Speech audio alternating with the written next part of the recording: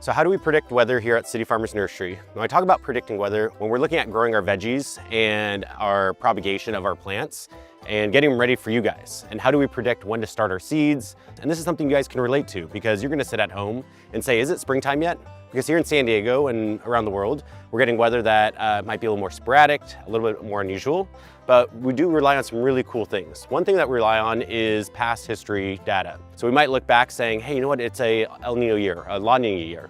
What does that look like that happened 5-6 years ago? And what were the weather patterns for that? Another thing that we look at is the Farmer's Almanac. If you didn't know, the Farmer's Almanac has been around for, I wanna say a little more than 100 years, and it's really good information and they do a really great job at predicting the weather.